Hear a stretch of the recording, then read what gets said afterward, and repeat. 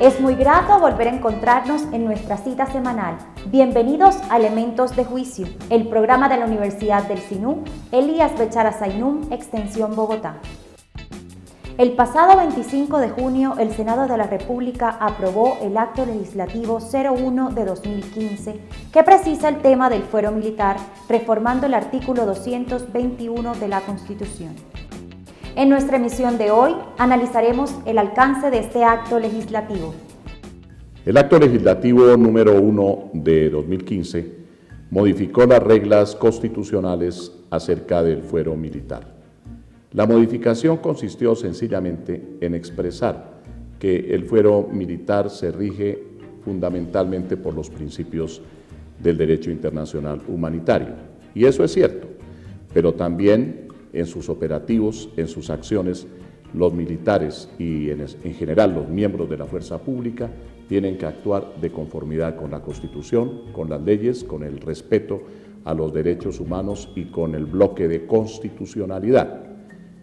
Por supuesto, esta reforma está complementada por una ley estatutaria cuyo proyecto irá a revisión oficiosa de la Corte Constitucional y hay una impugnación muy importante que se ha presentado en contra del proyecto de ley estatutaria sobre fuero militar.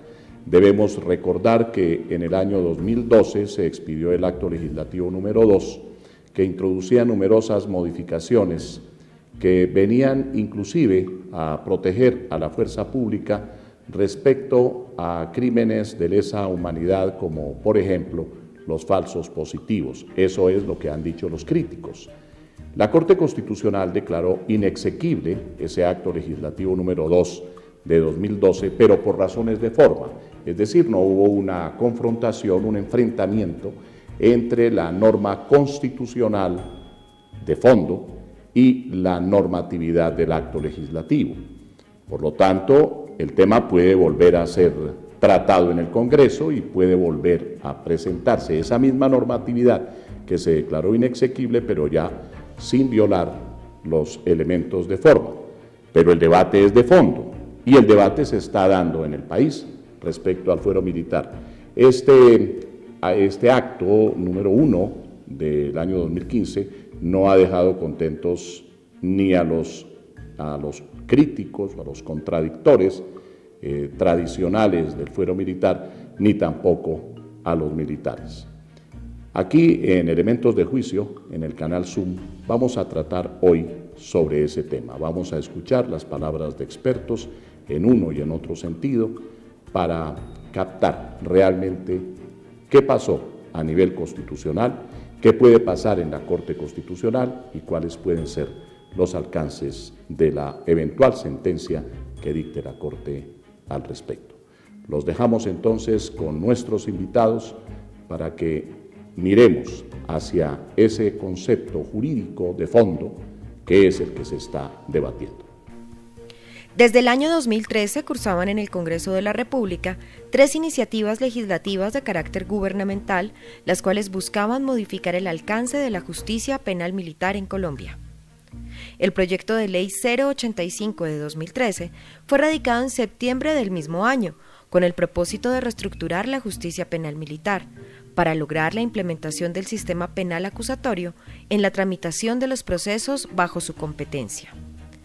Este proyecto incluía 3 artículos que en su momento fueron tema de gran discusión, pues con ellos se afectaban las competencias de la justicia penal militar. El proyecto de ley 129 de 2014, con el que se buscaba establecer reglas para la investigación, acusación y juzgamiento de los miembros de la fuerza pública en el marco del derecho internacional humanitario, lo que significa que este sea el parámetro legal aplicable para los miembros de la fuerza pública. Y por último, un proyecto de acto legislativo que buscaba reformar la Constitución Política colombiana para que los delitos cometidos por militares en servicio activo y en relación con su mismo servicio fueran juzgados como violaciones al derecho internacional humanitario, excluyendo el genocidio, la desaparición forzada, las ejecuciones extrajudiciales, la violencia sexual, la tortura y el desplazamiento forzado. En la actualidad, los 2 primeros proyectos se encuentran archivados y el último es el Acto Legislativo 01 de 2015, por medio del cual se reforma el artículo 221 de la Constitución Política de Colombia, quedando así: de las conductas punibles cometidas por los miembros de la fuerza pública en servicio activo y en relación con el mismo servicio, conocerán las Cortes Marciales o tribunales militares, con arreglo a las prescripciones del Código Penal Militar. Tales cortes o tribunales estarán integrados por miembros de la fuerza pública en servicio activo o en retiro. En la investigación y juzgamiento de las conductas punibles de los miembros de la fuerza pública en relación con un conflicto armado o un enfrentamiento que reúna las condiciones objetivas del derecho internacional humanitario. Se aplicarán las normas y principios de los jueces y fiscales de la justicia ordinaria y de la justicia penal militar o policial que conozcan las conductas de los miembros de la fuerza pública. Deberán tener formación y conocimiento adecuado del derecho internacional humanitario. La justicia penal militar o policial independiente del mando de la fuerza pública. Sin embargo, lo que se ha obtenido es una enorme confusión y falta de precisión sobre la normatividad aplicable sobre la vigencia o no de derechos humanos internacionalmente reconocidos en las actuaciones de la fuerza pública, y dudas sobre si la aplicación de una interpretación del derecho internacional humanitario que despenaliza la mayor parte de las conductas perpetradas por la fuerza pública, incluidas los falsos positivos, se aplicará solo hacia futuro, o si habrá una aplicación retroactiva de estas mismas normas, dejando a las miles de víctimas de estos crímenes sin la posibilidad de invocar las protecciones que los tratados internacionales sobre derechos humanos les garantizaban. Un grupo conformado por senadores, organizaciones sociales y víctimas presentaron una demanda de inconstitucionalidad, argumentando que la reforma va en contravía de varios pilares fundamentales de la Constitución, como por ejemplo, afecta la obligación que tiene el Estado de garantizar los derechos humanos, se viola la autonomía de jueces y fiscales, y se establecen privilegios injustificados a los miembros de la fuerza pública cuando cometan delitos en ocasión del conflicto armado, contrariando así la Carta Política que sostiene la igualdad de todos ante la ley. Elementos de Juicio habló con el general Jaime Ruiz Barrera, presidente de la Asociación Colombiana de Oficiales en Retiro de las Fuerzas Militares, y con el doctor Gustavo Gallón Giraldo, director de la Comisión Colombiana de Juristas, una de las organizaciones firmantes de la demanda al fuero penal militar. A ver, esta ampliación del fuero penal militar propuesta por el gobierno se dio simple y llanamente para recuperar, ¿no?, algo que se requiere cuando unas fuerzas militares frente al conflicto armado tienen que jugarse la vida en defensa de las instituciones y también su propia libertad, que es lo que está ocurriendo. No hay seguridad jurídica. Hubo un hecho anterior en que a raíz de un convenio interinstitucional, ¿no?, en el gobierno anterior, entre la Fiscalía y el Ministerio de Defensa, ¿no?, se acabó con el artículo 221 de la Constitución Nacional y quedamos totalmente desprotegidos. Finalmente ganamos eso, se declaró inconstitucional, pero había una serie de pronunciamientos, había una serie de posiciones por parte de algunas ramas del sector jurídico que generan una jurisprudencia y dejaron inaplicable, ¿no?, y fuera de lugar lo que figura en el artículo 221 de la Constitución. Que curiosamente, ¿no?, ese artículo 221 no fue modificado en la Constitución del 91. Viene exactamente desde el año 86, 130 años, porque es un instrumento requerido y necesario, ¿no?, para cualquier organización militar. No es un privilegio, es una garantía que da la Constitución para quienes actúan en defensa de sus instituciones, de su país, de su soberanía. Es absolutamente indispensable. Entonces, había que recuperar eso y esa fue la razón por la cual. Entonces surgió el famoso primer proyecto que la extrema izquierda radical, ¿no?, algunas ONGs nacionales e internacionales siempre se han opuesto. Su posición antimilitarista ha sido evidente a través de muchos años. Hacia el exterior está Human Rights. Human Rights, ¿no?, ha venido a hacer un trabajo además muy costoso muy costoso porque se mueve, ¿no?, por distintos lugares de la geografía, ¿no?, internacional, por distintos países. En Europa se mueve mucho, en los países del sistema interamericano, ¿no?, para atacar esto. Esto es parte de la guerra jurídica que estamos enfrentando. Y entonces nosotros preguntamos siempre, ¿de dónde vienen esos recursos para estas ONGs, ¿no?, que trabajan las 24 horas del día para atacarnos constantemente? Eso no es gratuito, eso es costoso, ahí ganan plata. ¿Quién financia eso? ¿A quién favorece, ¿no?, esta guerra jurídica? En el caso colombiano, a estos grupos armados ilegales, a estas organizaciones narcoterroristas que tienen mucho dinero. Entonces uno supone, ¿no?, supone que buena parte de los recursos que utilizan estas organizaciones que se oponen a este fuero penal militar, ¿no?, que es una forma pues de combatir, ¿no?, o un instrumento para ellos de combate en esta guerra jurídica en la cual nos tienen derrotados. Nosotros somos victoriosos en el campo de combate, pero en los tribunales, en los estados judiciales, allá nos derrotan. Ahí viene la desmotivación, ahí viene la desmoralización.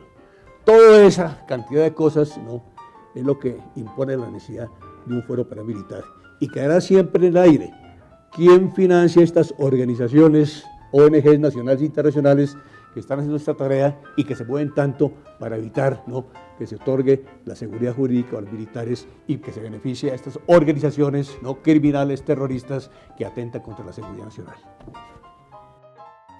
Este proyecto de reforma constitucional, o bueno, la reforma constitucional ya aprobada, decidió que el juzgamiento de los militares en el futuro debe hacerse solamente cuando cometan delitos, solamente con arreglo a la norma del derecho internacional humanitario. Esa es una disposición que suena muy bonita. ¿Quién va a estar en contra de que se aplique el derecho internacional humanitario a los actos delictivos cometidos por los paramilitares? Lo que ocurre es que detrás de esa afirmación hay una negación, y es, no se les aplica entonces el derecho internacional de los derechos humanos. O sea, lo que la reforma finalmente hizo fue excluir a los militares en el juzgamiento de la aplicación del derecho internacional de los derechos humanos, lo cual es destrozar la Constitución, porque la Constitución está basada en el respeto al derecho de los derechos humanos, al derecho internacional de los derechos humanos, y debe ser una norma aplicable al Estado, que es el que está obligado a respetar y a vigilar los derechos humanos, y por consiguiente también a los ciudadanos, en la medida en que son objeto de la acción del Estado en su función de preservar la vigencia de los derechos humanos. Vamos a un pequeño corte de comerciales y ya regresamos a Elementos de Juicio.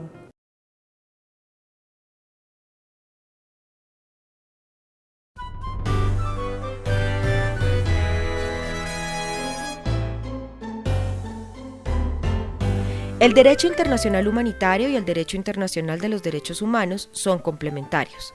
La finalidad de ambos es proteger a la persona humana, pero la protegen en circunstancias y según modalidades diferentes. El derecho humanitario se aplica en situaciones de conflicto armado, mientras que el derecho internacional de los derechos humanos protege a la persona humana en todo tiempo, haya guerra o haya paz. Si el derecho humanitario tiene por objeto proteger a las víctimas, procurando limitar los sufrimientos provocados por la guerra, el derecho internacional de los derechos humanos protege a las personas humanas y favorece su completo desarrollo. Al derecho humanitario competen, principalmente, el trato debido a las personas que están en poder de la parte adversaria y la conducción de las hostilidades. La principal finalidad de los derechos humanos es impedir la arbitrariedad, limitando el dominio del Estado sobre los individuos. No es su objeto regular la conducción de las operaciones militares. Para garantizar su respeto, el derecho internacional humanitario establece mecanismos que instituyen un tipo de control continuo de su aplicación y hace resaltar la cooperación entre las partes en conflicto y un intermediario neutral, con miras a impedir las eventuales violaciones a los derechos humanos. Lamentablemente aquí hay una tergiversación de un producto de la humanidad muy importante, que es el derecho internacional humanitario, que fue creado a partir del sufrimiento de los civiles en la guerra y la necesidad de establecer unas previsiones, unas normas más allá de las que ordinariamente regulan la vida cotidiana para ser aplicables en situaciones extremas como las de la guerra, y el derecho humanitario, digamos, aplicable en Colombia, originado fundamentalmente en los aportes de un enfermero suizo que dio lugar al Comité Internacional de la Cruz Roja, Henri Dunant, que en las batallas de Italia por su independencia y en la batalla de Solferino, justamente a mediados del siglo XIX, se encontró con unos actos de barbarie tremendos.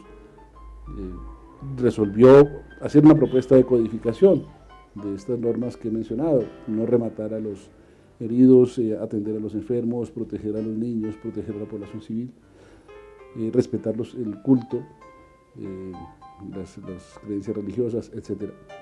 Como normas extremas, como normas límite, como normas que explicitaran que no se llegara a un grado de barbarie, ni siquiera en la guerra. Y eso es supremamente valioso. No es la única vertiente del código del derecho internacional humanitario, también hay aportes muy grandes del derecho llamado de la Haya y de otros, pero bueno, todos convergen en esa dirección. Incluso también en Colombia hubo aportes muy importantes durante el gobierno del general Mosquera. Recordemos que el general Mosquera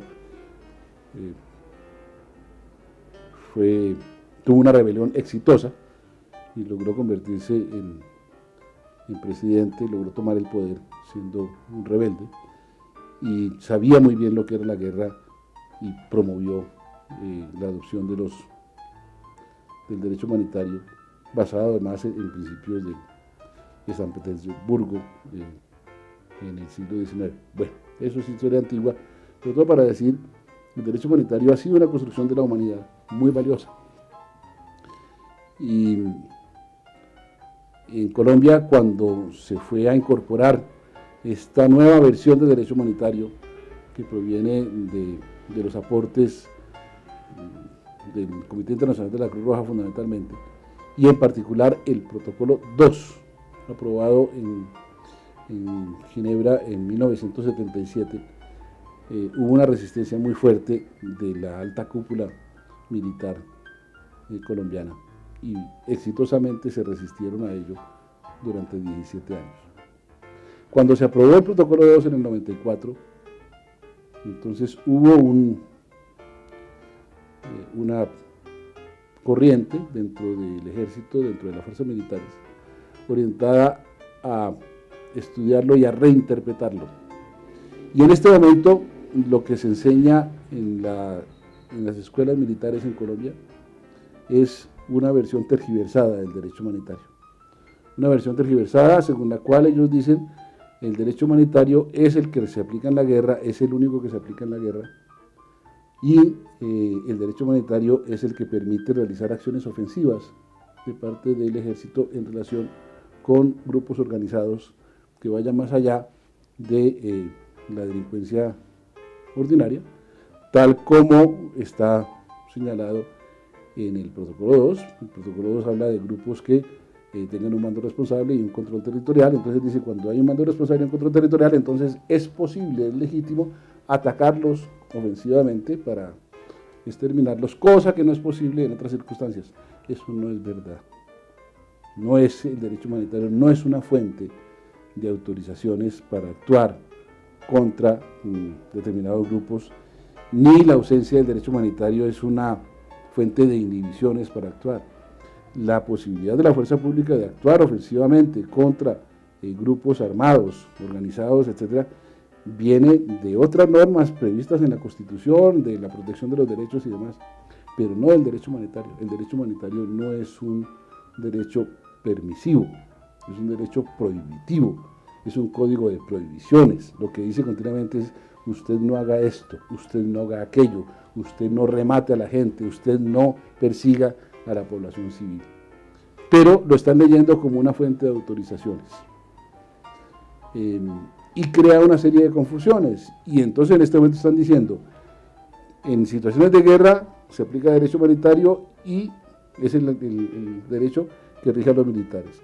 Y en situaciones que no son de guerra se aplica el derecho de los derechos humanos y ese es el derecho que rige a la policía. Y han establecido una distinción que no es correcta, que no está prevista en las normas, se la han inventado.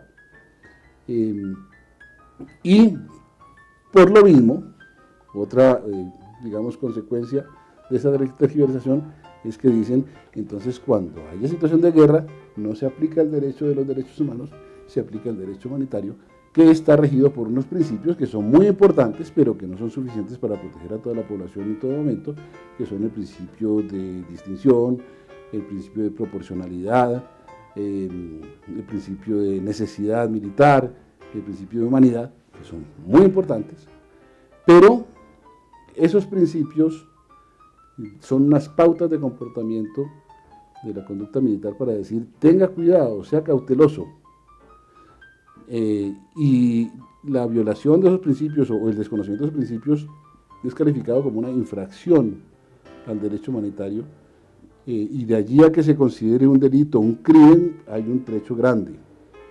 Es un crimen cuando esos principios son inobservados de manera sistemática,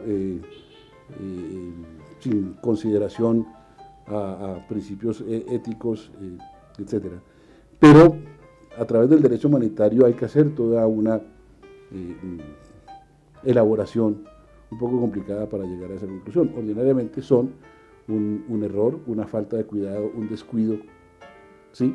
Algo que en la guerra pues es reprensible, si se quiere, pero no necesariamente al punto de considerarlo un crimen. A la luz del derecho de los derechos humanos, ese tipo de conductas son mucho más claramente un crimen y merecen un reproche de carácter penal.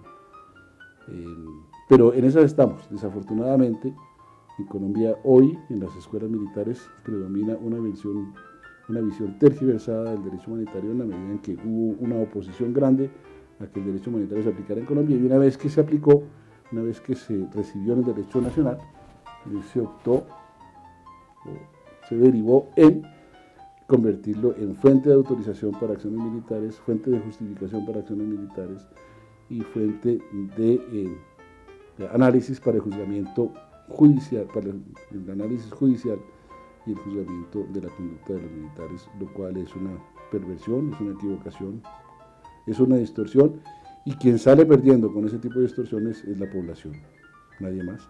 En últimas sí, también los militares, porque cuando la directiva, cuando la dirigencia, militar avala este tipo de interpretaciones, lo que hace es conducir a las tropas a incurrir en actos que son contrarios a la humanidad y contrarios a la población, y eso no está bien. Cuando un país enfrenta una situación de conflicto armado, como es el caso colombiano, y tiene que ir a la guerra, tiene que ir al combate, quien porta las armas de la República debe tener plena garantía de que si en un momento dado, por cualquier error, por cualquier omisión, por cualquier conducta que se dé dentro de las circunstancias del combate, se coloque al margen de la ley, va a haber alguien, algo, ¿no?, suficientemente idóneo, suficientemente confiable, ¿no?, que lo pueda procesar, que lo pueda juzgar, que lo pueda condenar. Pues no, lo que está ocurriendo ahorita ante la inseguridad jurídica, en este momento, el sistema judicial colombiano, ¿no?, está actuando, y muchos de sus funcionarios, quizá todos los funcionarios, no creo que haya ninguno especializado en el tema, ¿no?, del derecho de la guerra, el derecho operacional, no conoce las circunstancias del combate, ¿no?, y entonces se equivocan. Otros lo hacen porque han asumido posiciones ideológicas muy claras, muy precisas, muy radicales, ¿no?, dentro de la izquierda extrema radical. Entonces actúan, ¿no?, políticamente. Entonces, Eso realmente es lo que determina la necesidad de que sean los pares quienes conocen, ¿no?, la circunstancia del combate y no puedan juzgar la justicia penal militar. Así como a los sacerdotes, ¿no?, los juzgan no por sus conductas dentro de su condición de sacerdote, sus pares, ¿no? Entonces esa es la razón del fuero. Por eso decimos, no es un privilegio, es una garantía, ¿no?, que fortalece la seguridad jurídica de los combatientes y eso permite que den un mayor rendimiento y que se jueguen la vida en defensa de este país, ¿no?, como lo vienen haciendo desde hace muchos años. Vamos a un pequeño corte de comerciales y ya regresamos a Elementos de Juicio.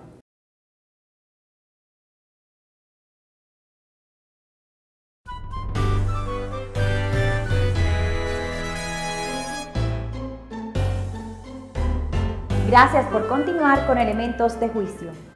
Desde el 10 de julio de este año, cuando el Congreso de la República aprobó la reforma al artículo 221 de la Constitución Política, que modificó el fuero penal militar, estaba anunciada una demanda de inconstitucionalidad, que finalmente fue presentada el 25 de julio, argumentando que esta reforma constitucional afecta gravemente la definición de Colombia como un Estado social y democrático de derecho, según la Constitución de 1991. Básicamente somos organizaciones de derechos humanos, organizaciones de víctimas y también algunos parlamentarios. Organizaciones de derechos humanos es un grupo grande de organizaciones de derechos humanos y de coaliciones de organizaciones de derechos humanos. Víctimas, especialmente las madres de Soacha, víctimas de falsos positivos y otras personas. Y parlamentarios, recuerdo, y espero no olvidar a nadie, a Iván Cepeda, al senador Iván Cepeda, con el parlamentario Alirio Uribe y la parlamentaria también Ángela María Robledo. No sé si algún otro congresista adicionalmente firmó la carta, pero la demanda, pero es un número grande de personas. Bueno, la demanda consiste en llamar la atención de la Corte acerca de que esa afirmación aparentemente aceptable, según la cual a los militares les es aplicable en el juzgamiento el derecho internacional humanitario, en realidad esconde una negación inaceptable, que es la de que no se les aplica el derecho internacional de los derechos humanos. Esto no es solamente una especulación, que ya de por sí sería importante de nuestra parte como demandantes, sino que así ocurrió en el Congreso. Los congresistas que firmaron la demanda y otros propusieron hicieron una proposición alternativa, según la cual la frase en cuestión dijera: para los delitos que cometan los militares se aplicará el derecho internacional humanitario y el derecho internacional de los derechos humanos. Y la votación fue negativa. Se decidió no incluir la aplicación del derecho internacional de los derechos humanos. Ahora bien, eso es evidentemente contrario a la Constitución. Ya lo dije, pero lo repito, la Constitución está basada sobre el respeto a los derechos humanos, desde el preámbulo hasta el final. Es una Constitución garantista, como tiene que serlo. Toda Constitución tiene que estar basada en los derechos humanos para ser legítima hoy en día, y la Constitución colombiana lo es. Y excluir a los militares de la aplicación del derecho de los derechos humanos, pues es un exabrupto, es algo que realmente no tiene sentido. Ahora bien, la gente se dirá, pero el derecho internacional humanitario no es suficiente para todo esto, y la respuesta es no. El derecho internacional humanitario es muy importante y las organizaciones de derechos humanos luchamos mucho tiempo junto con el Comité Internacional de la Cruz Roja para que Colombia reconociera la aplicación del derecho internacional humanitario en el país. Y finalmente se logró con la oposición de los militares. Los militares no quisieron durante 17 años, el alto mando militar, que rigiera el derecho humanitario en Colombia. Decían, el derecho humanitario lo que hace es reconocerle un estatus de beligerancia a las guerrillas, lo cual era falso, porque el propio protocolo 2, que es el que rige para los conflictos armados de carácter interno, señala que no hay tal reconocimiento de beligerancia. Finalmente se pudo vencer esa resistencia, pero duró 17 años desde la aprobación del Protocolo 12 en 1977 hasta la ratificación del Protocolo 2 en 1994 por ley de la República en el país. Entre tanto, se había logrado que la Constitución dijera, en el artículo 214, que en todo caso rige en Colombia el derecho humanitario. Es una norma para los estados de excepción. Cuando dice en todo caso es que en estado de normalidad rige el derecho humanitario y en estado de excepción también rige el derecho humanitario. Y el artículo 93 de la Constitución, que habla de la vigencia de los tratados internacionales de derechos humanos y los de derecho internacional humanitario hacen parte de esta familia, rigen en Colombia como parte del bloque de constitucionalidad. De tal forma que modificar el artículo 221 de la Constitución, que rige el fuero militar, para decir algo que ya está dicho en la Constitución, no tenía sentido, si fuera solamente para eso. El sentido consistía en que, diciendo algo tan bonito, se excluyera la aplicación del derecho internacional de los derechos humanos. Pero, repito, el derecho humanitario por sí solo no es suficiente para garantizar los derechos de las personas, porque el derecho humanitario es un derecho de mínimos, es un derecho que protege los derechos de las personas en situación de guerra, en un mínimo en que se les dice a los combatientes, mire, usted está cometiendo una cantidad de cosas bárbaras,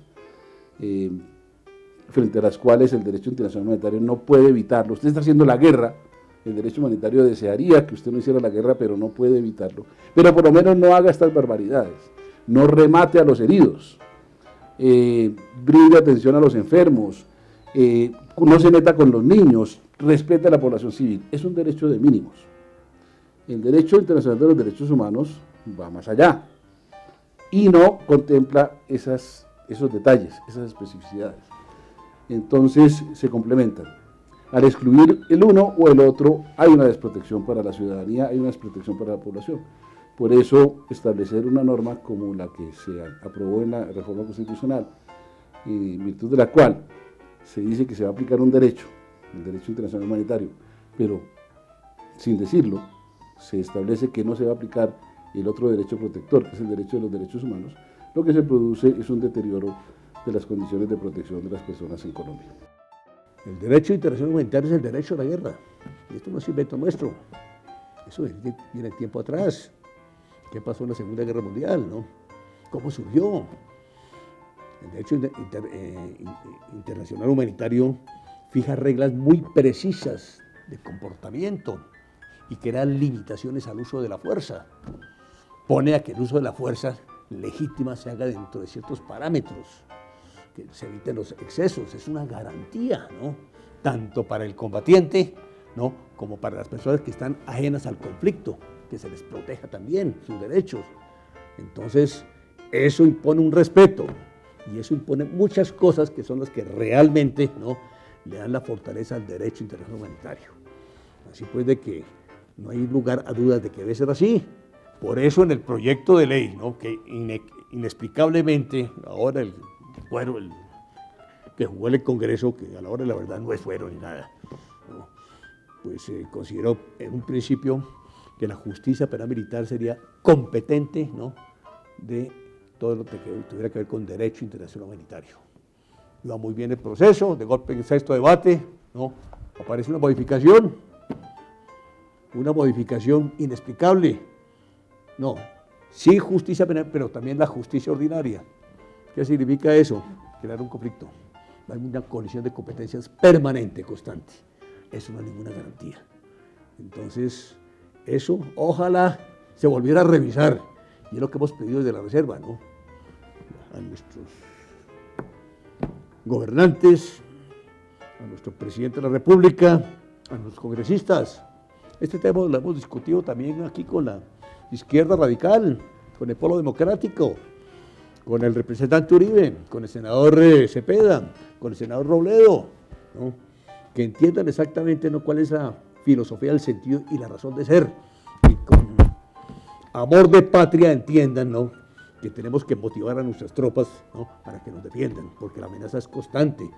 Y esto que ocurre aquí al interior del país, ¿no?, también tenemos muchísimas razones para estar muy preocupados de lo que ocurre ya adelante de las fronteras, fuera de las fronteras. Tenemos países con regímenes no confiables, ¿no?, que constituyen una amenaza. Perdimos el mar territorial, ¿no? Y ya tenemos ahorita a la China, tenemos a Nicaragua, tenemos a Rusia, tenemos a Cuba, con intereses en la zona del Caribe. Necesitamos unas fuerzas militares suficientemente motivadas, profesionales con garantías jurídicas, que tengan la certeza que si se van a la guerra, ¿no?, van a estar protegidos jurídicamente y tener esa seguridad plena. Vamos a un pequeño corte de comerciales y ya regresamos a Elementos de Juicio.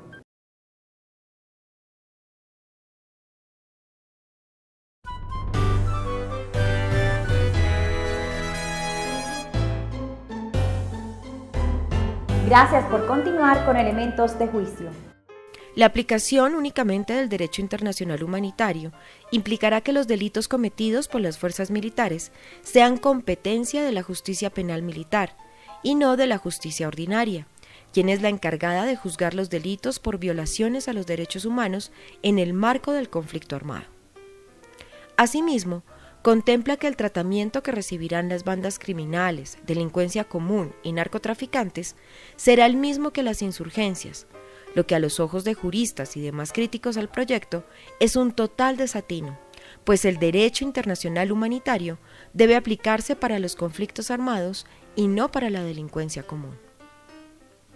Todos estos elementos conllevan, según varios expertos, a elevadas probabilidades de impunidad, sobre todo en casos como los de los falsos positivos, porque pese a que será la justicia ordinaria quien investigue estos casos, el juez de la justicia militar podrá exigir competencia, amparado en que estos se encuentran enmarcados en el conflicto armado, tal y como lo señala el derecho internacional humanitario. Lo que hay en este proyecto, o mejor, en esta reforma, porque ya fue sancionada, dice con claridad que la justicia penal militar y la justicia ordinaria, ¿no?, actuará para aquellos casos, por ejemplo del fuero, en que haya violaciones al derecho internacional humanitario y tiene que ver dentro de las circunstancias del conflicto. O sea que no será de la competencia de la justicia penal militar las ejecuciones extrajudiciales, los más llamados falsos positivos. Si el militar va y atraca un banco, no lo cobija la norma, no tiene que ver nada por las circunstancias o causa o razón del conflicto o cuestiones del servicio.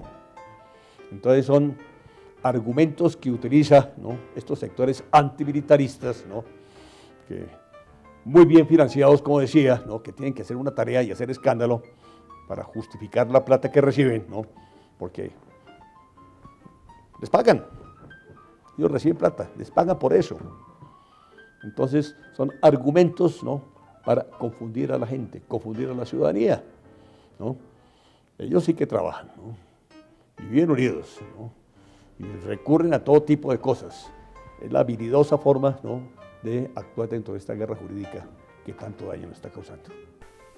Algo que llama la atención de esta reforma es que tanto los sectores que se opusieron a ella como quienes estaban de acuerdo concuerdan con la dificultad latente para su interpretación, pues no es claro en qué momento debe actuar la justicia penal militar y cuándo la justicia ordinaria. Difícil. Yo no lo entiendo. No sé cómo quedó, ¿no?, dentro del proyecto, ¿no?, casada esa pelea. Porque obviamente, ¿no?, dentro del contexto del derecho internacional humanitario, que es muy claro y muy preciso, según el tipo de conducta, entonces allá caerá la justicia penal militar y la justicia ordinaria. Entonces, eso va a ser continuos conflictos, colisión de competencias. Bueno, a raíz de eso, pues, porque yo planteé el tema, yo no, es que se está haciendo otro proyecto de ley para crearse un tribunal de garantías, en el cual van a participar muchas ONGs, estas mismas ONGs antimilitaristas, ¿no?, estas ONGs financiadas, ¿no?, internacionalmente, ¿no?, para que sirvan de instrumento dentro de esta guerra jurídica que enfrentamos, ¿no?, para que dentro de ese Tribunal de Garantías actúen. Como su sesgo es perfectamente claro y definido, entonces ya sabemos, ¿no?, cuando hay alguna reclamación de colisión de competencias, ¿no?, a dónde van a ir los procesos. Entonces serán a la justicia ordinaria. Por eso decimos que con este proyecto no logramos absolutamente nada. ¿Sí? Seguimos en la misma situación, no hay seguridad jurídica, y eso afecta un factor determinante, para cualquier combatiente, su moral, su voluntad de lucha.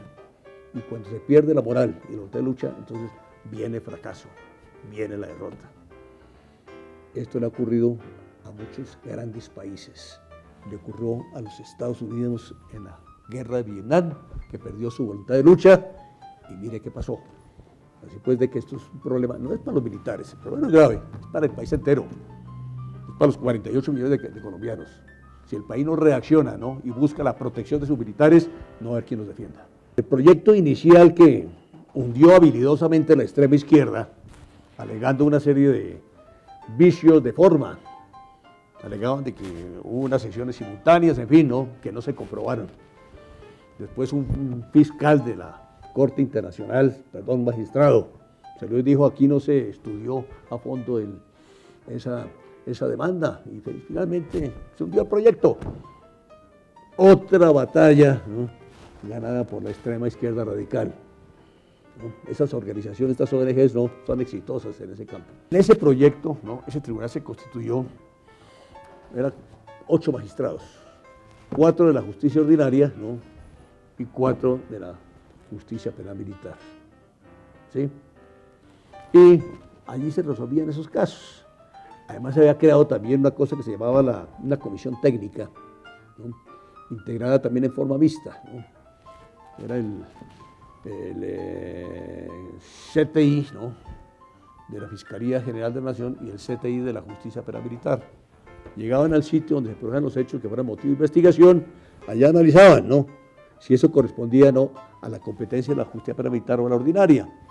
Eran pasos lógicos, bien concebidos, bien contextualizados, pero todos se lo desaparecieron. Quizás se quiere o se quiso ofrecer un presente, una prebenda a los militares a cambio de su respaldo al proceso de paz que está impulsando el gobierno, un proceso de paz que la mayoría de los colombianos y nosotros y los demandantes, yo creo que en su totalidad, respaldamos, pero creemos que ese no es el derecho de las cosas. El derecho de las cosas es hacer que se respeten las garantías de las personas, que se protejan los derechos de los ciudadanos, de los habitantes del país, y no hacer manipulaciones jurídicas a través de las cuales se disminuya la responsabilidad cuando se irrespeten esos derechos. Nosotros se lo planteamos, un grupo de organizaciones de derechos humanos, al presidente de la República en una reunión que tuvimos con él en diciembre del 2012, tal vez. En todo caso, cuando estaba vigente la primera iniciativa en esta materia, porque ocurrió algo muy curioso. El presidente, cuando fue ministro de Defensa del gobierno anterior, impulsó el proyecto de Código Penal Militar, de actualización del Código Penal Militar, que luego firmó en agosto de 2010, el 17 de agosto de 2010, 10 días después de posesionarse como presidente, que es un código que actualiza las normas para ajustarlas al sistema acusatorio, pero reitera un principio que ya había sido introducido desde el Código de 1999, según el cual las violaciones de derechos humanos y las infracciones al derecho humanitario no pueden ser de competencia de la justicia penal militar. Repito, esto fue impulsado por él como ministro de Defensa, fue firmado por él como presidente de la República al sancionar el código, y pocos días después aprueba un proyecto de reforma que modificaba el fuero militar para ampliarlo en otra forma, y le expresamos que eso, digamos, no iba ni con el respeto a los derechos humanos, ni con la paz, ni demás. Y él dijo, sí, Yo soy consciente de que ese proyecto no está bien y entonces vamos a hacerlo retirar, y efectivamente lo hizo retirar. Ese estaba incluido en la reforma a la justicia, aquella reforma que se cayó estruendosamente, pero la parte relativa al fuero militar estaba incluida ahí y fue retirada antes de que el proyecto se aprobara y luego se cayera.